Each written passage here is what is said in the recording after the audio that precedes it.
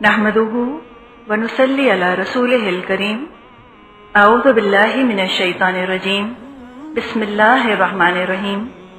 रब्बिश्रह ली सदरी व यस्सिर ली अमरी वहलुल उक़दतम मिन लिसानी यफ़क़हू क़ौली।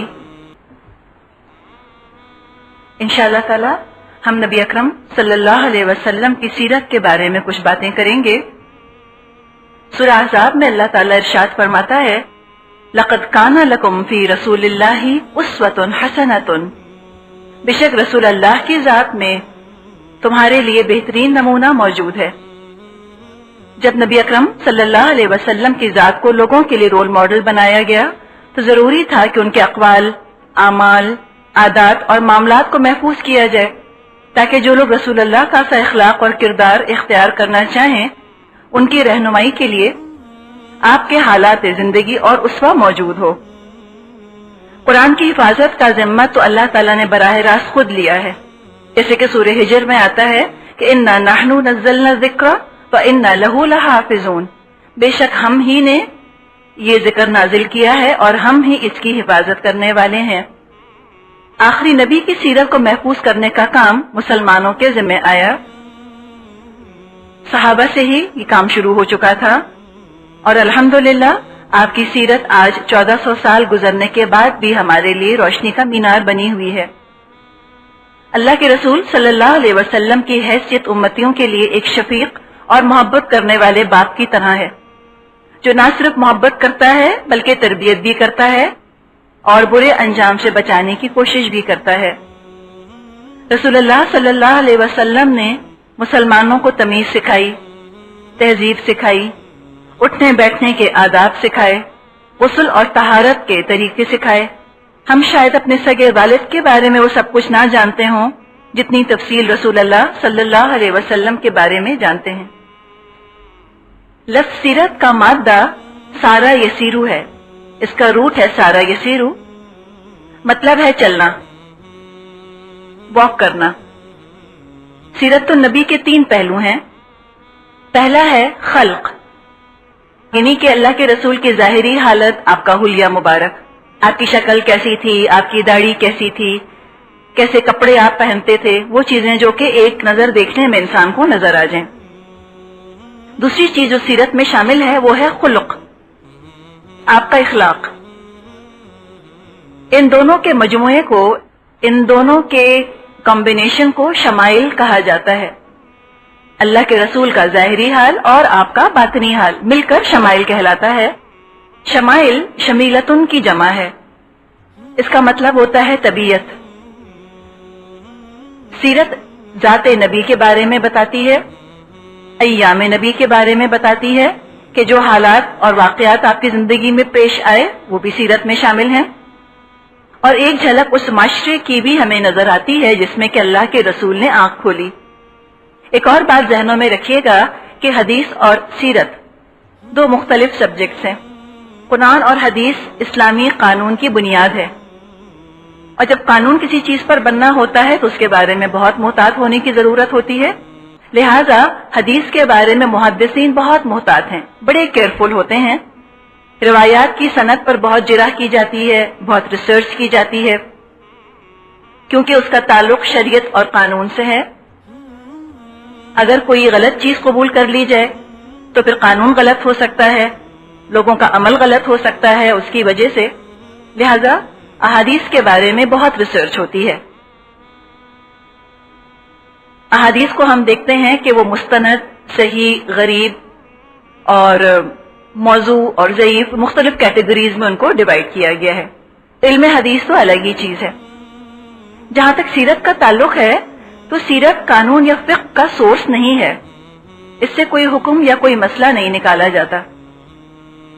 ये तो इंसान के अपने ऊपर है कि इन बातों में से जिन जिन चीजों को वो अपनाना चाहे वो कर ले तो एडिशनल सवाब है उसके लिए, और नहीं करता तो कोई गुनाह नहीं।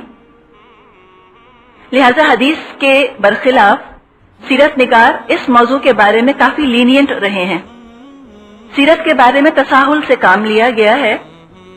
ज़ईफ असनाद वाले वाकयात भी बयान हुए हैं, मुस्तनद असनाद वाले वाकयात भी बयान हुए हैं, और ऐसे वाकयात भी बयान हुए हैं کہ جن کی کوئی سند نہیں۔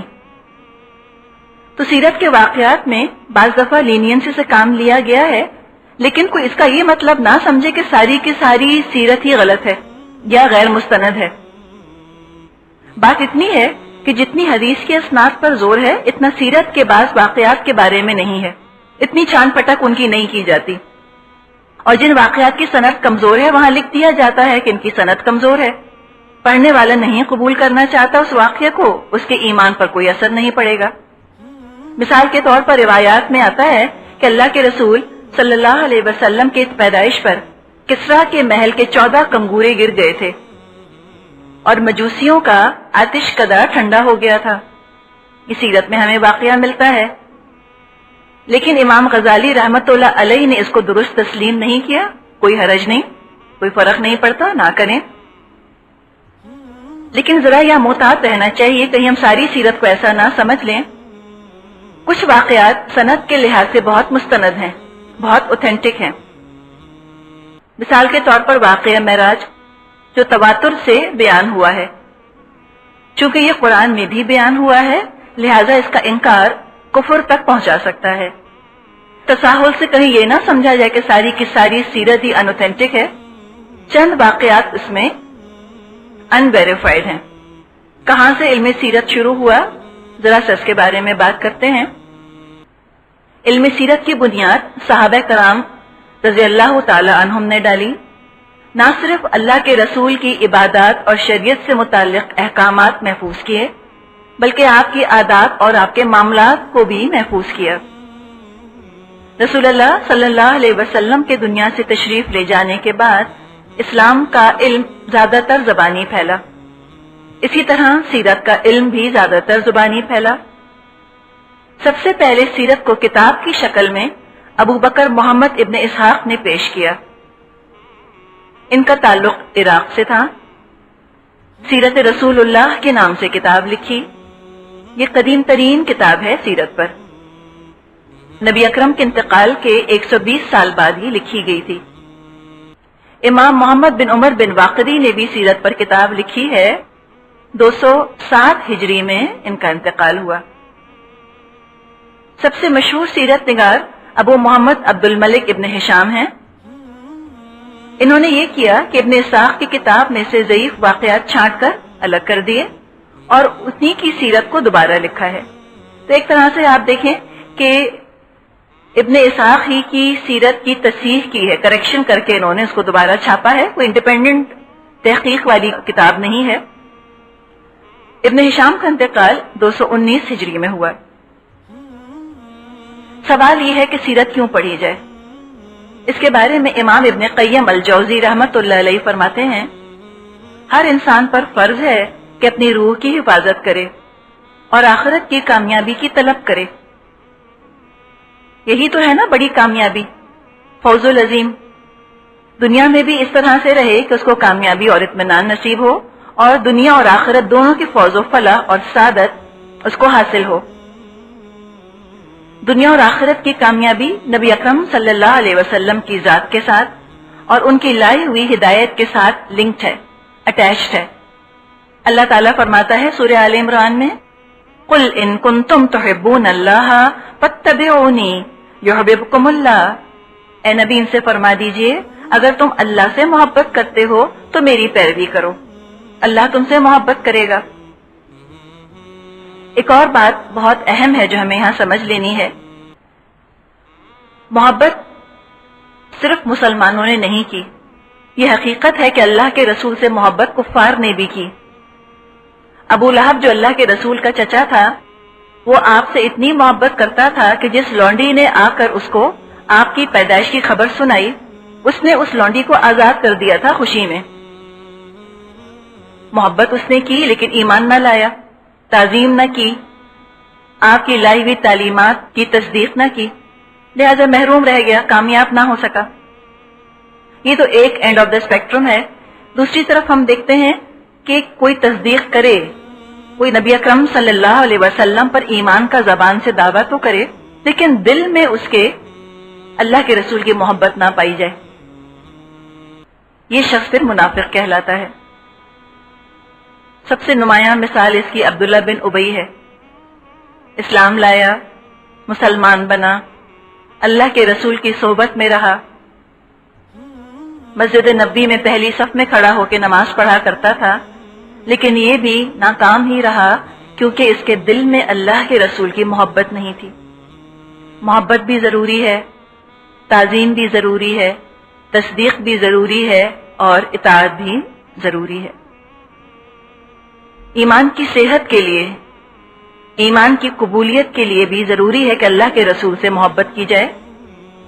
آپ نے فرمایا لا یؤمن احدکم حتی اکون احب الیہ من والدہ وولدہ والناس اجمعین،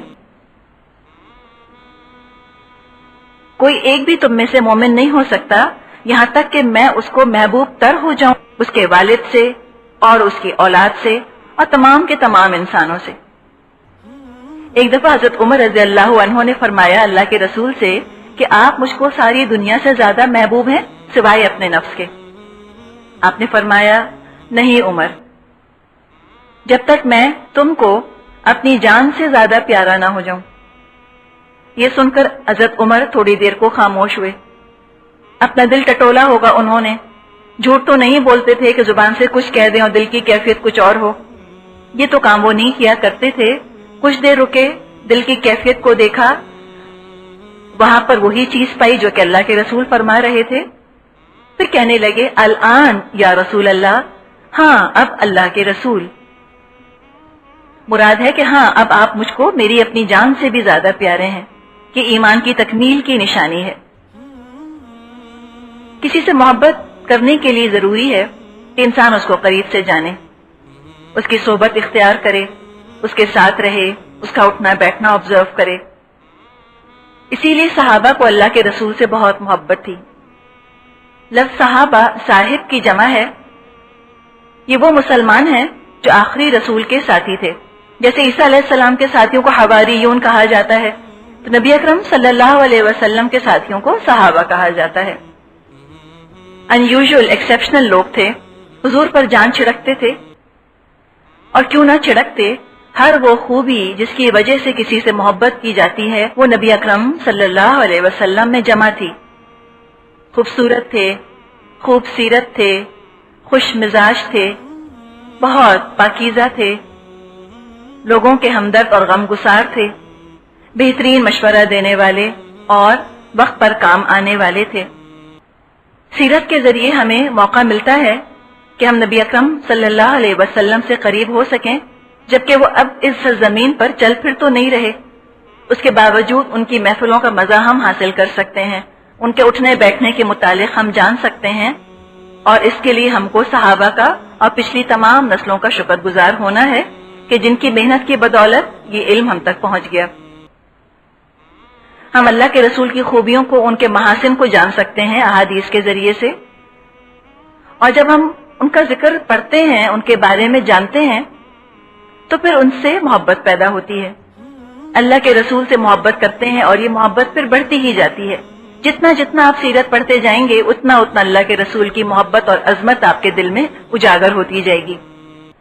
خوشخبری یہ دی گئی ہے ہم لوگوں کو احادیث کے ذریعے سے کہ المرء مع من احب، انسان اسی کے ساتھ ہوگا جس سے کہ وہ محبت کرتا ہے۔ ایک شخص آیا اللہ کے رسول کے پاس اور اس نے کہا کہ یا اللہ کے رسول، دنیا میں تو ہم آپ کے ساتھ اٹھتے بیٹھتے ہیں، لیکن آخرت میں تو آپ کا درجہ بہت بلند ہوگا اور ہمارا درجہ تو بہت کم ہوگا، پھر ہم آپ جیسے عمل بھی نہیں کر رہے، تو کیا ہم آپ کو پھر دیکھ سکیں گے؟ اس پر اللہ کے رسول نے فرمایا المرء مع من احب، ہر شخص اس کے ساتھ ہوگا جس سے کہ اس نے محبت کی۔ اور یہ بات جب آپ نے کہی تو صحابہ اس بات کو سن کر بہت خوش ہوئے کہ انشاءاللہ تعالی آخرت میں بھی اپنے نبی کا ان کو ساتھ ملے گا۔ ہم رسول اللہ صلی اللہ علیہ وسلم کے حسن کے بارے میں جان سکتے ہیں، آپ کی شکل صورت کیسی تھی، اور آپ کے احسان کے بارے میں بھی جان سکتے ہیں۔ حسن کیا ہوتا ہے؟ حسن تو ذاتی خوبیاں ہوتی ہیں، اللہ کی طرف سے دی ہوئی ہوتی ہیں، گاڈ گفٹڈ ہوتی ہیں، صورت کی بھی اور سیرت کی بھی۔ احسان ان خوبیوں کا اظہار ہے، یہ انسان خود کلٹیویٹ کرتا ہے۔ حسین اللہ بناتا ہے، محسن انسان خود بنتا ہے۔ احسان ان خوبیوں کا اظہار ہے جو انسانوں سے معاملہ کرتے ہوئے اور اپنے رب کی عبادت کرتے ہوئے اندر کا حسن جو چھلکنے لگے، وہ احسان کہلاتا ہے۔ سیرت کے مطالعے سے انسان کو یہ بھی احساس ہوتا ہے کہ رسول اللہ صلی اللہ علیہ وسلم کا مقصد حیات کیا تھا۔ لمحہ لمحہ انہوں نے اپنے رب کی عبادت میں گزارا، جیسے کہ قرآن میں آتا ہے کہ ان صلاتی و نسکی و محیای و مماتی للہ رب العالمین، بے شک میری نماز اور میری قربانی اور میرا جینا اور میرا مرنا سب اللہ رب العالمین کے لیے ہے۔ یہ کیفیت اللہ کے رسول کی وحی کے آغاز سے پہلی بھی تھی۔ آپ نے کبھی بتوں کی پرستش نہیں کی، آپ نے کبھی بتوں پر چڑھائے ہوئے نظر نیاز کی چیزیں نہیں کھائیں، ہمیشہ سے آپ کو نفرت رہی، آپ نے کبھی لات اور عزا کی قسم نہیں کھائی۔ یہ تو آپ کا حال نبوت سے پہلے بھی تھا۔ وحی کے آغاز سے جس چیز میں تبدیلی آئی وہ یہ کہ اب اللہ کی عبادت کے ساتھ دین کے غلبے کی جد و جہد بھی آپ نے شروع کر دی۔ اللہ کی زمین ہے، اس پر اللہ ہی کا دیا ہوا نظام بھی چلنا چاہیے۔ ہم جب سیرت پڑھتے ہیں تو ہمارے اندر بھی یہ جذبہ ابھرتا ہے کہ اپنے رسول کے اس مشن میں ان کی مدد کریں۔ اللہ کے رسول کی جسمانی معیت، جسمانی ساتھ تو ہم کو حاصل نہیں ہے، لیکن ان کی عزت کر کے، ان سے محبت کر کے ان کی معیت حاصل کر سکتے ہیں۔ ان کے حلیہ مبارک کے بارے میں چند باتیں کرتے ہیں۔ حضرت حسن رضی اللہ تعالیٰ عنہ فرماتے ہیں، میں نے اپنے ماموں ہند بن ابی حالہ سے رسول اللہ صلی اللہ علیہ وسلم کا حلیہ مبارک دریافت کیا۔ وہ بہت کثرت اور وضاحت سے آپ کا حلیہ بیان کرتے تھے۔ یہ تو ہوتا ہی ہے نا، جس سے محبت ہوتی ہے انسان کو اس کا بار بار تذکرہ کرتا ہے۔ حضرت حسن کے ماموں کو بھی اللہ کے رسول سے بہت محبت تھی، وہ بہت خوشی کے ساتھ اور اکثر اللہ کے رسول کا ذکر کیا کرتے تھے۔ تو انہوں نے فرمایا کہ اللہ کے رسول صلی اللہ علیہ وسلم خود اپنی ذات اور صفات کے اعتبار سے بھی شاندار تھے اور دوسروں کی نظروں میں بڑے رتبے والے تھے۔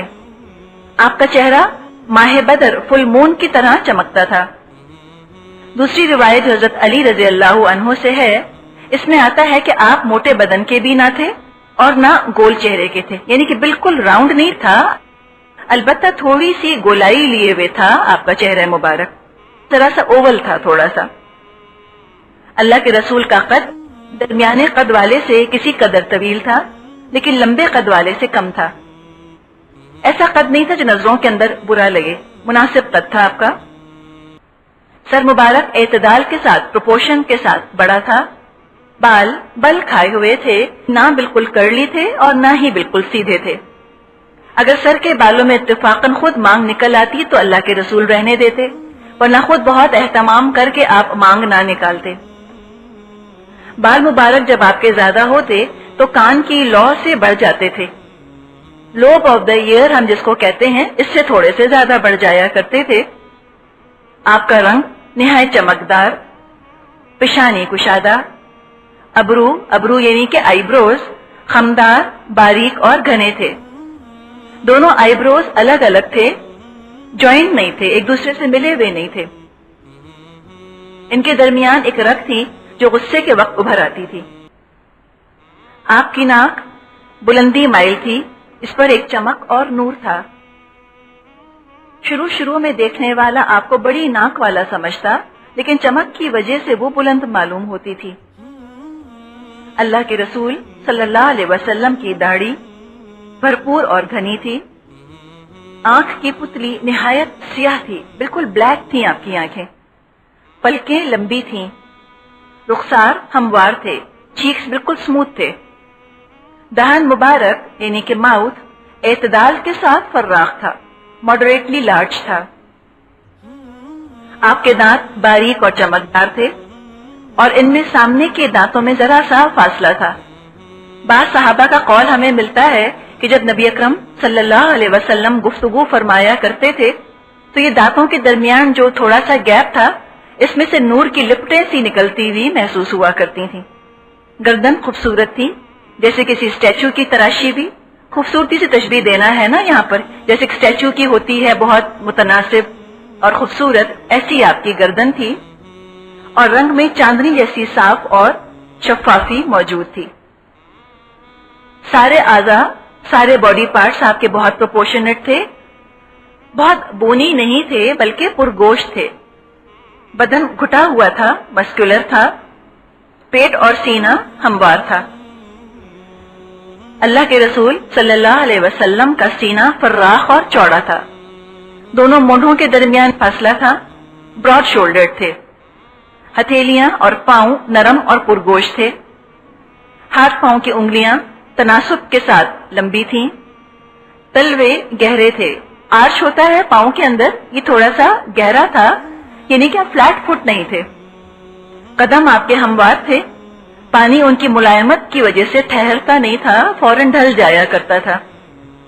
شاید ہمیں اس چیز کا احساس نہ ہو کہ یہ کون سی ایسی بات ہے۔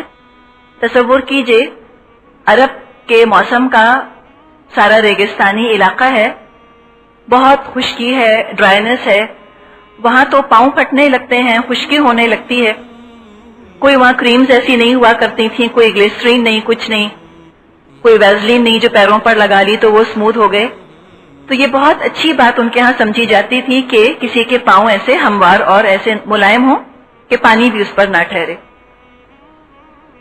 رسول اللہ صلی اللہ علیہ وسلم کے پشت مبارک پر ایک گوشت کا ابھرا ہوا ٹکڑا تھا، کچھ اس پر تل تھے اور بعض روایات میں آتا ہے کہ کچھ اس کے اوپر بال تھے۔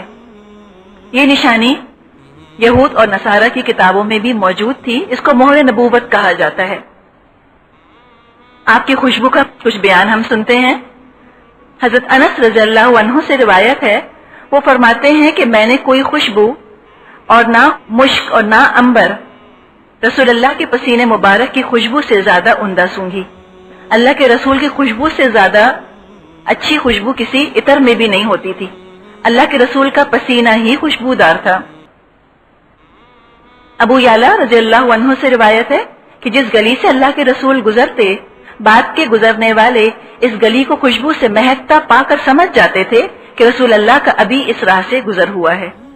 جو خوشبو لوگوں میں آتی ہے وہ دوسروں کو اٹریکٹ بھی کرتی ہے، اس کے پاس بیٹھنے کا دل چاہتا ہے جس شخص کے پاس سے خوشبو آ رہی ہو، اور یہ اللہ کے رسول میں قدرتی طور پر موجود تھی۔ اس کے علاوہ آپ خوشبو کو پسند بھی بہت کرتے تھے۔ احادیث میں یہ بھی آتا ہے کہ خوشبو ایک ایسا تحفہ ہے جس کو لوٹانا نہیں چاہیے، اور اس پر پیسہ بھی خرچ کیا جائے تو کوئی حرج نہیں۔ آپ کی گفتگو کا تھوڑا سا حال دیکھتے ہیں۔ حضرت عائشہ رضی اللہ عنہا فرماتی ہیں، رسول اللہ صلی اللہ علیہ وسلم کی گفتگو تم لوگوں کی طرح لگاتار نہیں ہوتی تھی، نان سٹاپ بولے جا رہے ہیں، یہ نہیں ہوتا تھا، بلکہ صاف صاف ہر مضمون دوسرے سے ممتاز ہوتا تھا، ایک ٹاپک دوسرے ٹاپک سے ڈفرینٹ ڈسٹنگوشڈ ہوتا تھا۔ آپ اس طرح بولتے تھے کہ پاس بیٹھنے والے اچھی طرح ذہن نشین کر لیا کرتے تھے۔ صحابہ کرام فرماتے ہیں، جب ہم لوگ دنیا کے تذکرے کرتے تو رسول اللہ بھی دنیا کا تذکرہ فرماتے، اور جب ہم آخرت کے متعلق تذکرہ کرتے تو رسول اللہ بھی آخرت کا تذکرہ فرماتے، جب ہم کھانے کا کوئی تذکرہ کرتے تو رسول اللہ بھی اسی طرح کا تذکرہ فرماتے۔ شاید ہمیں یہ خیال آتا ہو کہ رسول اللہ کی محفل ہوا کرتی تھی، آپ رسول تھے، نبی تھے، آپ کے یہاں دنیا کا ذکر ہی نہیں ہوتا ہوگا، بس صرف دین ہی دین کی اور قرآن اور حدیث ہی کی خالی باتیں ہوتی ہوں گی۔ ایسا نہیں ہوتا تھا۔ دنیا کے عام معاملات جو کہ روزمرہ گفتگو میں شامل ہوتے ہیں لوگ ڈسکس کرتے تھے آپ کے سامنے، آپ نے منع نہیں فرمایا، آپ بھی شرکت کر لیتے تھے، اگر شرکت نہیں کرتے تھے تو آپ خاموشی سے سنتے رہتے تھے۔ ایک اور چیز جو ہمارے سامنے آ رہی ہے اس میں وہ یہ ہے کہ اللہ کے رسول نے کبھی اپنی کوئی امتیازی شان بنانے کی ضرورت محسوس نہیں کی، کبھی آپ نے ایسی کوشش نہیں کی کہ آپ الگ تھلگ لوگوں سے بیٹھیں، کہ لوگ اگر کھانے کا تذکرہ کریں تو آپ کا ایٹیٹیوڈ یہ بن جائے کہ لو یہ کوئی کھانے کا تذکرہ کرنا کوئی ذکر ہوتا ہے، اس کی کیا ضرورت ہے، ایسی باتیں کرنے کی کیا ضرورت ہے۔ نہیں، آپ ایسا نہیں کرتے تھے، آپ لوگوں کے ساتھ ہی شامل ہو جاتے تھے، انہی کے ساتھ مل جل کر ان کی جیسی باتیں کرتے تھے، اس سے اپنائیت اور قربت آتی ہے۔ آپ جب چلتے تھے تو قوت سے قدم اٹھاتے اور آگے کو جھک کر چلا کرتے تھے، قدم زمین پر آہستہ رکھتے تھے، پاؤں پٹک کر نہیں چلتے تھے۔ اس کا مطلب یہ نہیں کہ آپ بہت آہستہ چلتے تھے، آپ کی رفتار قدرے تیز تھی، کشادہ قدم رکھا کرتے تھے، چھوٹے چھوٹے قدم نہیں۔ صحابہ فرماتے ہیں کہ جب ہم آپ کے ساتھ چلتے تھے تو آپ کا ساتھ نہ دے سکتے تھے، یوں محسوس ہوتا تھا جیسے آپ کے قدموں تلے زمین لپٹی چلی جا رہی ہے، اور جب آپ چلتے تو ایسا معلوم ہوتا گویا پستی میں اتر رہے ہیں۔ جھک کر ذرا سا چلا کرتے تھے، جب کسی کی طرف توجہ فرماتے پورے بدن سے توجہ فرمایا کرتے تھے، یعنی کہ خالی گردن موڑ کے نہیں دیکھتے تھے کسی کو، بلکہ پورا رخ اپنا موڑ لیا کرتے تھے۔ آپ کے لباس کے بارے میں ام سلمہ رضی اللہ تعالی عنہا فرماتی ہیں، رسول اللہ صلی اللہ علیہ وسلم کو سب کپڑوں میں کرتا زیادہ پسند تھا۔ حضرت انس رضی اللہ تعالی عنہ سے لوگوں نے رسول اللہ کے جوتے کے بارے میں پوچھا تو فرمایا کہ ہر جوتے میں 2 تسمے ہوا کرتے تھے۔ آپ انگوٹھی بھی پہنا کرتے تھے، اور یہ انگوٹھی آپ نے اس وقت پہننی شروع کی جب باہر ممالک میں آپ نے دوسرے بادشاہوں کو پیغام بھیجا۔ لوگوں نے آپ کو بتایا کہ عجم میں رواج یہ ہے کہ جب تک مہر نہ لگی ہوئی ہو بادشاہ خط قبول نہیں کرتے، تو مہر لگانے کے لیے، سیل لگانے کے لیے رسول اللہ صلی اللہ علیہ وسلم نے ایک انگوٹھی بنوائی جو چاندی کی تھی۔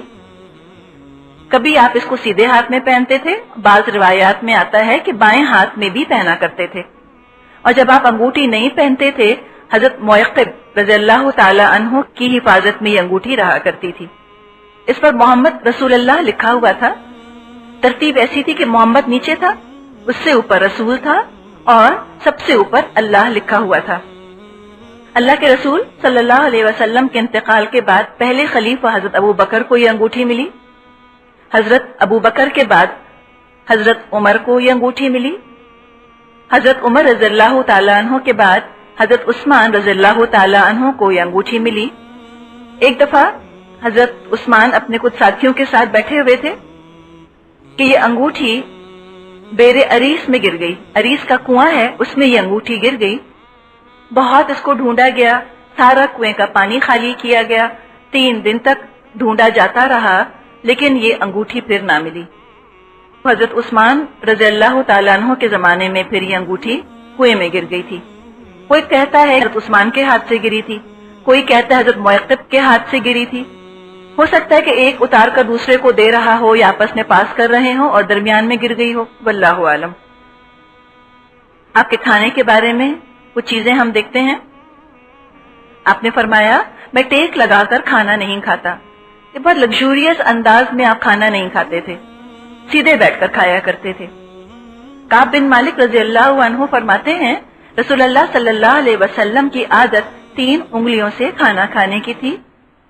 جب آپ کھانا کھا چکے ہوتے تو جو کھانا انگلیوں پر لگ گیا ہوتا اس کو بھی آپ صاف کر لیا کرتے تھے، اپنی انگلیاں لکھ کر لیتے تھے تاکہ کھانا لگا نہ رہ جائے، رزق کی ناقدری نہ ہو۔ کھانے میں آپ کو گوشت پسند تھا۔ حضرت انس رضی اللہ عنہ سے روایت ہے ایک درزی نے آپ کی دعوت کی، جو کی روٹی اور کدو گوشت کا شوربہ پیش کیا۔ میں نے اللہ کے رسول کو دیکھا پیالے کے سب طرف سے کدو کے ٹکڑے تلاش کر کر نوش فرما رہے تھے۔ حضرت انس کہتے ہیں اس وقت سے مجھے بھی کدو مرغوب ہو گیا، چونکہ اپنے محبوب کو انہوں نے کدو کھاتے ہوئے دیکھا، ان کو بھی اچھا لگنے لگ گیا۔ آپ میٹھا بھی پسند فرماتے تھے اور شہد بھی آپ کو بہت پسند تھا۔ حضرت انس فرماتے ہیں میں نے حضور کو خربوزہ اور کھجور اکٹھے کھاتے دیکھا ہے۔ تربوز اور کھجور بھی آپ ساتھ کھایا کرتے تھے۔ آپ کے اخلاق کے بارے میں کچھ چیزیں ہم دیکھتے ہیں۔ آپ کا مزاج سخت نہ تھا، کسی کی آپ تذلیل نہیں فرماتے تھے، کسی کو آپ انسلٹ نہیں کرتے تھے۔ اللہ کی نعمت خواہ تھوڑی ہی کیوں نہ ہو اس کو بڑا سمجھتے تھے۔ کھانے کی اشیاء کی نہ بہت برائی کرتے اور نہ بہت تعریف کرتے۔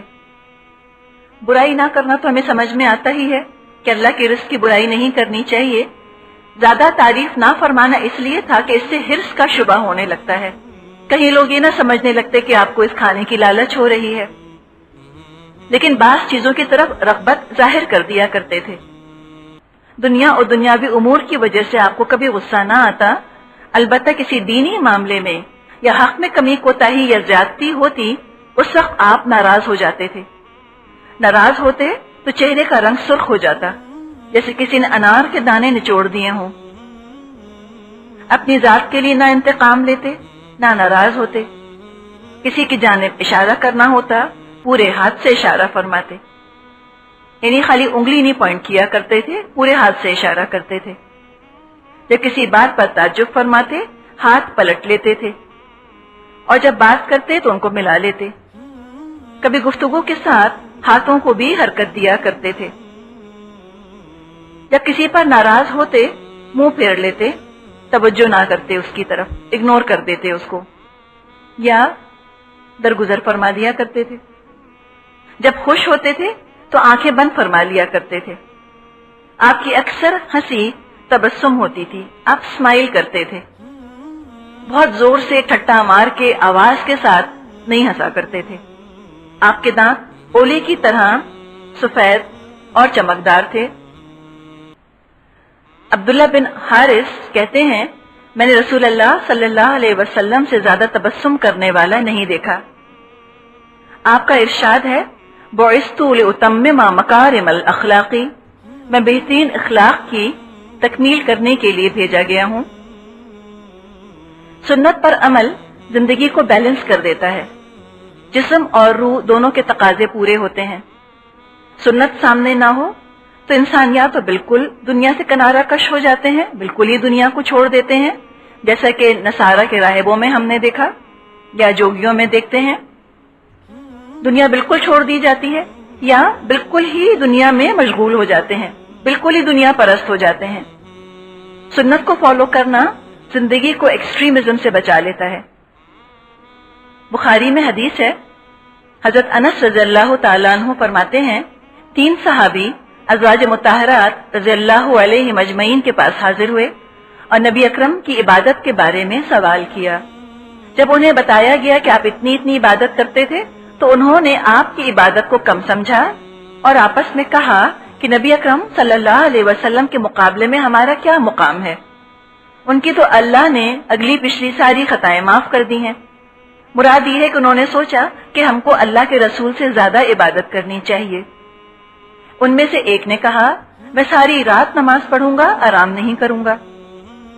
दूसरे ने कहा, मैं हमेशा रोजे रखूंगा, कभी तर्क नहीं करूंगा। तीसरे ने कहा, मैं औरतों से अलग रहूंगा, कभी निकाह नहीं करूंगा।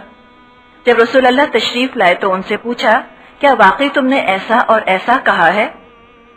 उनके इकरार पर आपने इरशाद फरमाया, खबरदार, अल्लाह की कसम, मैं तुम सबसे ज्यादा अल्लाह से डरने वाला और तुम सबसे ज्यादा परहेजगार हूं।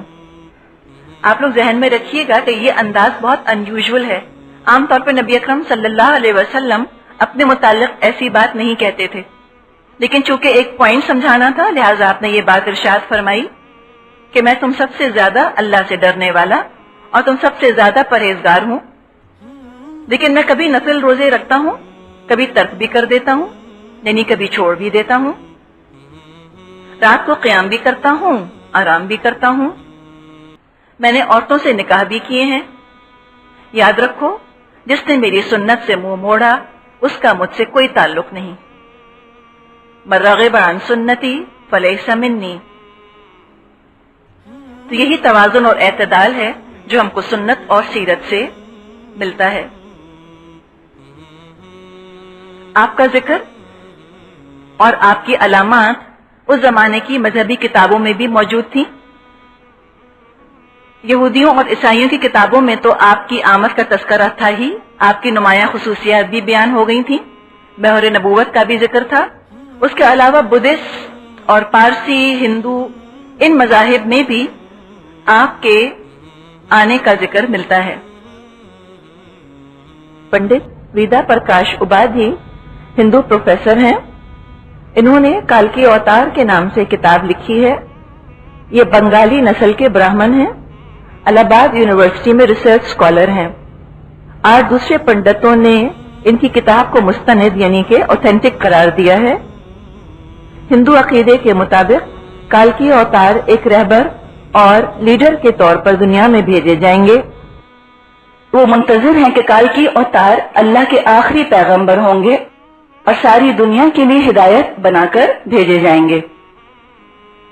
उनकी किताबों में यह भी आता है कि आखिरी रसूल के वालिद का नाम विष्णु भगत और वालिदा का नाम सुमानी होगा। विष्णु का मतलब होता है खुदा اور بھگت کا مطلب ہوتا ہے غلام. تو اگر آپ اس کو ٹرانسلیٹ کریں تو عبداللہ بن گیا، اللہ کا غلام. اور سمانی جو کہ ان کی کتابوں میں آپ کی والدہ کا نام آتا ہے، سمانی کا مطلب ہوتا ہے امن یا سکون، اور عربی میں اگر آپ اس کو ٹرانسلیٹ کریں تو آمنہ بنتا ہے. ان کی کتابوں میں یہ بھی لکھا ہے کالکی اوتار کھجور اور زیتون کھاتے ہوں گے، انتہائی سچے اور امانت دار ہوں گے. اور یہ 2 القاب خود نبی اکرم صلی اللہ علیہ وسلم کے تھے، الصادق، الامین. ان کی کتابوں میں یہ بھی لکھا ہے کہ وہ بہت تیز گھوڑے پر سوار ہو کر ساری دنیا اور 7 آسمانوں پر جائیں گے، یعنی کہ معراج کے واقعے کی طرف بھی اس میں اشارہ ہے. بدھ مت، پارسی، ہندو سب کی کتابوں میں محمد مصطفیٰ صلی اللہ علیہ وسلم کے آنے کا تذکرہ موجود ہے. اہل علم جو تھے اس زمانے کے، وہ جانتے تھے کہ آخری نبی کی بعثت کا وقت آ گیا ہے. کچھ لوگ اپنے گھر بار، اپنے وطن چھوڑ کر آپ کے انتظار میں مدینے آ کر بس گئے تھے. سب سے مشہور واقعہ جو ان لوگوں میں ہے وہ حضرت سلمان فارسی کا ہم کو ملتا ہے. یہ کتاب ہے شمائل ترمذی، اس میں سے میں آپ کو پڑھ کر سناتی ہوں. مولانا محمد زکریا صاحب نے اس کا ٹرانسلیشن کیا ہے. یہ امام المحدثین محمد بن عیسیٰ بن ترمذی، یہ ان کی کتاب ہے. سلمان فارسی اپنا واقعہ خود بیان فرماتے ہیں کہ میں صوبہ اصبہان میں ایک جگہ کا رہنے والا ہوں جس کا نام جے تھا. میرا باپ اس جگہ کا چودھری اور سردار تھا اور مجھ سے بہت ہی زیادہ اس کو محبت تھی. میں ایک قدیم مذہب مجوسیت میں پیدا ہوا، یعنی کہ پارسی تھے وہ، اور میں نے اس میں اتنی کوشش کی کہ میں آتش کدے کا محافظ بن گیا. یہ ایسا ہی تھا ان کے جیسے کوئی آج خانہ کعبہ کا متولی بن جائے. آج ان کے ہاں ایک آگ جلتی رہتی ہے، اس کو ایک الخدا کا سمبل مانتے ہیں، اور اس کے یہ محافظ بن گئے. مجھے باپ نے ایک مرتبہ اپنی جائیداد کی طرف بھیجا. راستے میں میرا گزر نصارہ کے گرجے پر ہوا. میں سیر کے لیے اس میں چلا گیا. میں نے ان کو نماز پڑھتے دیکھا تو مجھے پسند آ گئی اور اسی دین کو میں پسند کرنے لگا. شام تک میں وہیں رہا. ان سے میں نے دریافت کیا کہ اس دین کا مرکز کہاں ہے، یعنی کہ کرسچینٹی کا مرکز کدھر ہے. انہوں نے کہا ملک شام میں ہے. رات کو میں گھر واپس آیا. گھر والوں نے مجھ سے پوچھا کہ تو تمام دن کہاں رہا. میں نے تمام قصہ سنایا. باپ نے کہا بیٹا وہ دین اچھا نہیں ہے، تیرا اور تیرے بڑوں کا جو دین ہے وہی بہتر ہے. میں نے کہا ہرگز نہیں، وہی بہتر ہے، اس لیے کہ مجوسیت کے مقابلے میں عیسائیت ان کو بہتر محسوس ہوئی. باپ کو میری طرف سے خدشہ ہو چلا کہ کہیں چلا نہ جاؤں، اس لیے میرے پاؤں میں ایک بیڑی ڈال دی اور گھر میں قید کر دیا. میں نے ان عیسائیوں کے پاس کہلا بھیجا کہ جب شام سے سوداگر لوگ جو اکثر آتے رہتے ہیں آئیں تو مجھے اطلاع کر دیں. چنانچہ کچھ سوداگر آئے اور ان عیسائیوں نے مجھ کو اطلاع دی. جب وہ سوداگر واپس جانے لگے تو میں نے اپنے پاؤں کی بیڑی کاٹ دی اور بھاگ کر ان کے ساتھ شام چلا گیا. اب آپ یہ دیکھیے، اتنا محبت کرنے والے باپ کو، گھر کو، طاقت کو، پوزیشن کو، ہر چیز کو چھوڑ کر صرف حق کی تلاش میں نکل رہے ہیں. میں ان کے ساتھ شام چلا گیا. وہاں پہنچ کر میں نے تحقیق کی اس مذہب کا سب سے بڑا ماہر کون ہے. لوگوں نے بتایا کہ گرجے میں فلاں بشپ ہے. اس کے پاس گیا. اس نے کہا مجھے تمہارے دین میں داخل ہونے کی رغبت ہے اور تمہاری خدمت میں رہنا چاہتا ہوں. اس نے منظور کر لیا. میں اس کے پاس رہنے لگا، لیکن وہ اچھا آدمی نہ نکلا. جو قرآن کرٹیسائز کرتا ہے ان کے عالموں کو، یہ اس کا ایک حقیقی ثبوت یہاں موجود ہے. وہ لوگوں کو صدقے کی ترغیب دیتا اور جو کچھ جمع ہوتا اس کو اپنے خزانے میں جمع کر لیتا، غریبوں کو کچھ نہ دیتا. وہ مر گیا، اس کی جگہ دوسرے شخص کو بٹھایا گیا جو اس سے بہتر تھا اور دنیا سے بے رغبت تھا. قرآن اس چیز کا بھی ذکر کرتا ہے کہ سب ایسے نہیں ہیں. ان میں سے وہ آتا ہے نا منہم رہبان و قسیسین، ان میں قسیسین بھی ہیں اور رہبان بھی ہیں جو اچھے لوگ ہیں. تو ایک اچھے آدمی کا بھی ذکر ہے یہاں پر کہ وہ دنیا سے بے رغبت تھا. میں اس کی خدمت میں رہنے لگا. اس سے مجھے محبت ہو گئی. بالآخر وہ مرنے لگا تو میں نے اس سے پوچھا کہ مجھے کسی کے پاس رہنے کی وصیت کرو. اس نے کہا میرے طریقے پر صرف ایک شخص دنیا میں ہے اور اس کے سوا کوئی نہیں. اتنے कम आटे में नमक के बराबर ही अच्छे लोग रह गए थे। तो कहा कि बस एक ही इंसान ऐसा है जो को दुनिया परस्त नहीं है और वो मूसल में रहता है, तुम उसके पास चले जाना। मैं उसके मरने के बाद मूसल चला गया। सफर सुनती जाइए जरा इनका, ये हक की तलाश का सफर है। और उससे जाकर अपना किस्सा सुनाया, उसने अपनी खिदमत में रख लिया। वो बेहतरीन आदमी था। आखिर उसकी भी वफात होने लगी तो मैंने उससे पूछा कि अब मैं कहाँ जाऊं। उसने कहा फलां शख्स के पास नसीबैन में चले जाना। मैं उसके पास चला गया, उससे अपना किस्सा सुनाया, उसने अपने पास रख लिया। वो भी अच्छा आदमी था। जब उसके मरने का वक्त आया तो पूछा अब कहाँ जाऊं। उसने कहा उमरिया में फलां शख्स के पास चले जाना। उसके पास मैं रहने लगा। मैंने कुछ कमाई का धंधा भी किया, जिससे मेरे पास चंद गायें और कुछ बकरियां जमा हो गईं। जब उसकी वफात का वक्त आया पूछा अब कहाँ जाऊं। उसने कहा अल्लाह की कसम कोई शख्स इस तरीके का जिस पर हम लोग हैं आलिम नहीं रहा। अलबत्ता नबी आखिरी उज़्ज़मा, आखिरी उज़्ज़मा का मतलब होता है जमाने के आखिरी। तो आखिरी नबी का वक्त करीब आ गया है। वो दीन इब्राहिमी पर होंगे, अरब में पैदा होंगे।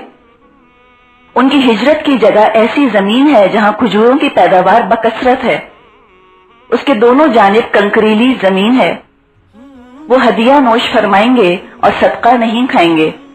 इनके दोनों शानों के दरमियान मोहरे नबूवत होगी। सारी अलामात उसने बता दी, यानी कि इनकी किताबों के अंदर ये सारी बातें मौजूद थीं। बस अगर तुझसे हो सके तो इस सरजमीन पर पहुंच जाना। उसके इंतकाल के बाद कबीले बनो कल्ब के चंद ताजरों का गुजर हुआ। मैंने उनसे कहा कि तुम मुझको अपने साथ अरब ले चलो, उसके बदले ये गायें और बकरियां तुम्हारी नजर हैं। जो कुछ जमा पूंजी थी सारी की सारी उन्होंने उनके हवाले कर दी। उन्होंने कबूल कर लिया और मुझे वादी कुरा यानी कि मक्का मुकर्रमा ले आए और गाय और बकरियां मैंने उनको दे दी। लेकिन उन्होंने मुझ पर जुल्म किया कि मुझे मक्का मुकर्रमा में अपना गुलाम जाहिर किया और मुझको बेच दिया। यानी कि कहां से चले हैं इतने आला खानदान, इतनी आला पोजीशन से, और गुलामी में आ गए हक की तलाश में। तो उन्होंने मुझको बेच दिया। बनो कुरैजा के यहूदी ने मुझे खरीद लिया और अपने साथ वतन मदीना तैयबा ले आया। मदीना तैयबा को देखते ही मैंने इन अलामतों से जो मुझको उमरिया के साथी ने बताई थी पहचान लिया। ये वही जगह है जिसकी कि उन्होंने निशानियां बताई थी। मैं वहां रहता रहा। इतने में हुजूर अक़दस सल्लल्लाहु अलैहि वसल्लम मक्के से हिजरत फरमाकर मदीना तैयबा तशरीफ लाए। हुजूर उस वक्त तक कुबा ही में तशरीफ फरमा थे। मैंने हुजूर की खबर सुनकर जो कुछ मेरे पास था ले जाकर पेश किया और अर्ज के ये सदक़े का माल है।